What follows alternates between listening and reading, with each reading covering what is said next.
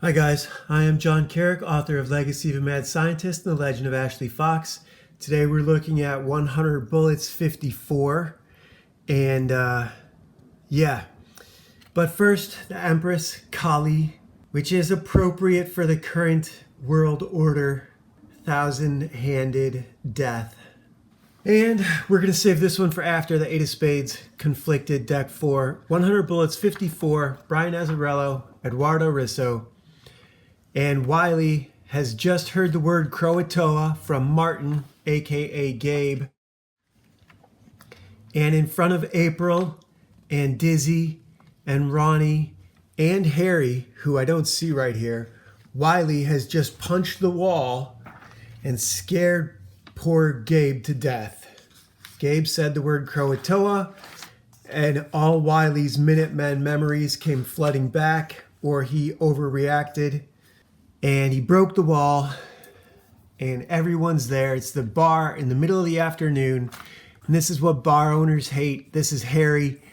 Harry knows that Dizzy and Wylie were out at the river and saw Homer and Warren dump a girl with a bear trap on her shoulder into the water. So Gabe is really mad, aka Martin, aka Marty. He's really mad at Wylie for punching the wall and embarrassing him. Wylie has split his knuckles open, and Harry tells Ronnie to give him some ice and then pushes Wylie out of the bar. Wylie said he was leaving anyhow. Harry doesn't want him there because he does not want to get sued for Wylie damaging his hand on the wall. When he tells Ronnie this, Dizzy says, who's going to fill this wall? And Dizzy says, you are, and goes after Wylie. Dizzy likes Wylie. Okay, this is 2004. This got published. This is one of the things that I went off about. One of the things I felt guilty about, but I was surprised that my channel received. And now look, I have been pushing the limit here on YouTube, saying the most outrageous things I can deliberately, on purpose, no doubt about it. But my complaining about this whole race mixing episode is not what got me in trouble. It's what I said the next day. So I remember I was in a lot of pain last week over having surgery on my eye for a detached retina. And that was probably part of the reason I was so ruthless in my review of this book, because I remember really liking this when I first read it. So Wylie just left the bar, and here he is carrying the ice, got his hand in the bag, and he remembers this voodoo psychics spot. Madam Foot's in the door.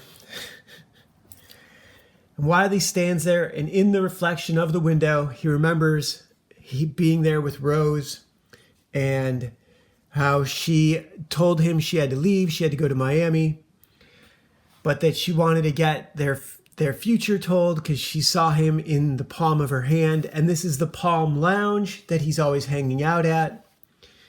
But she saw herself in the palm of his hand. And he's having a pleasant memory. And then she tells him she has to go to Miami and that he can't come with her. So inside of 2 pages, right, she tells him basically that she's in love with him and that she's leaving him, presumably for someone else. These are the kind of games young girls in their 20s play. I know only too well. And so Wylie is remembering all this. And then he wakes up back in the modern day with Dizzy hassling him. And I remember calling out this panel right here that we had seen it before. And this is part of what influenced my decision that the writing was not as attentive as I felt it should have been. And I had come to the conclusion while reading this one that it was because Brian Azzarello was doing double duty for Vertigo. His employers, not that he had gone and, here's the important thing. He didn't go and do war stories with one of the Kuberts for another label. He didn't even do it for DC. He did it for Vertigo. Vertigo deliberately diluted their own title because they realized they were making a star, and that if he had the regular amount of hours to focus on one comic, he could make it great and he could transcend the label. And that, more than anything, is what these studios are terrified of. They do not want to make stars. They want to make stars of their characters. But he is this. He is this book. This is an ensemble book. It's not a single character book. Ensemble books have multiple characters. They're very easy to write because it's a series of short stories with one common goal. And you can do braided storyline, which is fascinating to audiences. They really love it. Look at the success of soap operas. Soap operas are all ensemble storylines. They're not singular hero storylines like even The Lone Ranger needed Tonto because it started out as a radio show. But all your regular action shows are, whether you realize it or not, ensemble shows. The A-Team obviously is. Star Trek obviously is. But even, the Dukes of Hazzard, you've got a full rounded out cast for those stories. Those are serial stories, and they have an ensemble cast. 100 Bullets leans into it even more, and the owners of this studio forced Brian Azzarello to do another comic, or you could say gave him the opportunity and he jumped at it. It's the same thing. They came up with it. They came to him. I promise you, they came to him. He was busy working away at this, killing it. And they said, hey, we've got this opportunity for you. And what happens when you do that and the artist is left to rehash the same old stuff, you get a series like this, which I loved the first time I read it, but 20 years later, as a more accomplished writer who can read between the lines, as it were, this story is long and dragged out. This whole scene right here, where he gives her the finger, is really kind of out of character, but it's also very in character. It's a common story, and Brian Azzarello doesn't write common stories.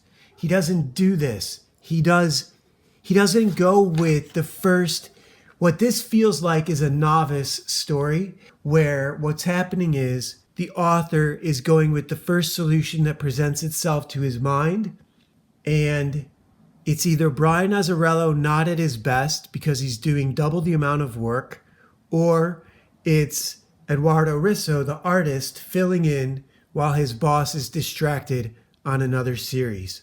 It's one of those two things. And that was obvious to me reading it this time around. Plus, you've got this stuff like Gays in the Army inserted in there. You've got this inserted in there. That's not really, I've seen them do this better. And I've already seen this exact panel once. We got this 20 issues ago. We're on 52, 54, right?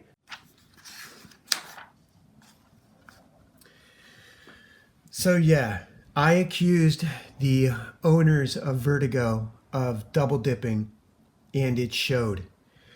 It's still a good story though.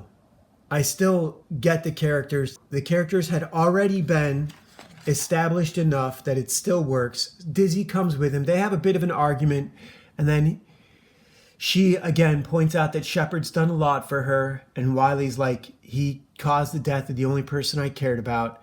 And then to make it up to her, he says, you want to go watch the game? And they go to Homer's place. When I was younger, this would have been great writing. Now, this seems contrived. But I do like how fast they go through it. I will say that for all of this, for all of these scenes, they're very compressed. And this is something I have to take note on. Because when I write for novels, the scenes are more dragged out. They're longer and they need to be shorter. And it works for a comic. So this next bit works even better. This bit works great. The first panels are Homer waving a shotgun around, and look at how it works. All of this, I got to say that this all reads, right? That's one thing about this that's really good. It always reads. Here, Homer is waving around a shotgun. Homer knows damn well that Wylie and Dizzy are the couple of people that he saw across the river when Ronnie threw that bear trap and it landed on that girl's shoulder. So he's waving around his shotgun because he doesn't like the score of the football game. And Wylie, his hand is all messed up. Smallville was a good show. Dukes of Hazzard.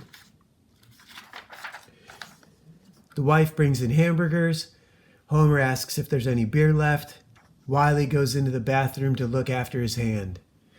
While he's in the bathroom, the wife starts telling Dizzy about her sex toy business, and Wylie is cleaning out his damaged knuckles when Warren shows up, supposed to bring a case of beer, only brought a 6-pack, and Homer goes outside to have a conversation with him really quick about what they're going to do about Wylie and Dizzy.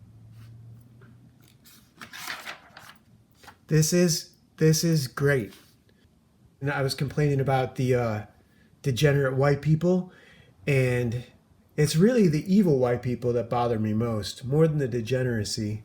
Meanwhile, Dizzy is a murderess in her own right, having formerly been either the Latino Kings or the 18th Street Gang, whatever they were, in Chicago. She went to prison, and her husband and child got murdered by crooked cops. So Dizzy herself is not innocent. Not that it matters.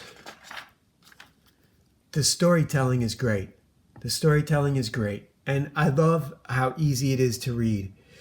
Homer and Warren are out here having a conversation while Dizzy and Wylie get out the back. She turns on the shower. She tells the degenerate wife that she's going to try out this special jelly, whatever it is. And she gets Wylie out of the house.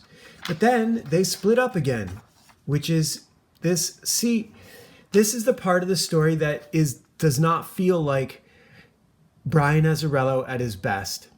And as a writer, time is really what you need. At least me. At least, only a mediocre artist is always at his best. That's true. You have moments of brilliance as a writer, as an artist, whatever you want to say. Sometimes the deadline forces those moments of brilliance, of course. But taking on more than you can handle means all the work is going to be less than. And if what you can handle gets you nominated as the Eisner Award-winning Best Continuing Series, and then you do more than you can handle, the work is going to suffer. That just makes sense. That applies to any industry, any business. So Wylie and Dizzy go out. They're heading to the bar that Wylie always goes to, the Palm Lounge. And as they're walking past this restaurant, Anwar Madrid walks out and he recognizes Wylie. And he freaks out. And he calls Shepard. And Wylie continues on to his bar and tells Dizzy that he's going to go up to his hotel room and she should go into the bar and put his number on speed dial and call him if anyone shows up. I don't remember what he's going up to his room for, either for the gun or I think for the gun. Yeah, for the gun, obviously. And as he goes up there, Gabe is already up there because he knows that Wylie has the gun. And Wylie embarrassed him in front of April, scared the piss out of him. And Wylie is like, dude, she was never going to go for you anyhow. But Dizzy is following Wylie's instructions. She's gone into the bar. She's watching the front of his hotel. And if Homer and Warren show up, she's supposed to call him. But Graves shows up and asks if she remembers him. And of course she does. He's the one who hooked her up with Shepard. And Shepard has helped Dizzy a lot. Or so she thinks. He took her to Paris. And he introduced her to Mr. Branch, who explained everything about the trust and the 13 families to Dizzy. Meanwhile, Homer and Warren show up at the bar. They get a phone call. Dizzy makes a phone call. Shepard gets a phone call. And Madrid gets a phone call. Or Madrid makes a phone call. Everybody's phones start ringing at once. I feel like I've seen this in telenovelas. That's what this writing feels like. And of course, Wylie's phone starts ringing. He's presuming that is Dizzy downstairs in the bar, because who else would call him? And here's where he tells Gabe, look, it was never going to happen anyhow. Give me the fucking gun. So this feels like half of Brian Azzarello's focus. And I called out the owners of Vertigo as greedy small hats. And that is what got my channel a strike. Not all the other shit I've talked. None of it. This is the 8 of spades. Sarge Linus. Can you believe that? Sarge Linus. I'm going to read this the way I think it should be written. Sergeant Linus received an interesting offer from a fellow Army veteran to mutiny. Veterans don't mutiny. Veterans are out of the service. I didn't even notice that the first time I read this. Sergeant Linus didn't agree with the federal government's actions, so this was an easy choice. If you were in his situation and had to make this decision, what steps would you take to make sure you are forming a bond with a like-minded veteran and not falling into a trap? Well, first off, veterans don't mutiny because veterans are already out of the service, so that doesn't make any sense. I suppose if you got an offer to mutiny from a veteran, that's likely that is some sort of entrapment. I don't know what else to say about this card. If you didn't agree with the actions of the federal government, mutiny is done against a specific commander. It's not done against the entire government. If you were a general, you might mutiny a division that was told to attack. Look, if you were told to attack California, you might take that division, and to lead a mutiny, you would have to attack Washington, D.C. instead. That would be a general mutinying against the government. You wouldn't get, if you got a lieutenant, he would be mutinying against his commanding officer, not the entire federal government. A sergeant would not lead a mutiny against the entire federal government. He doesn't have that kind of influence. He doesn't have that kind of pull. He doesn't have that kind of notoriety. At best, he could be as a land pirate, some sort of outlaw like in the Old West. So, yeah, all right.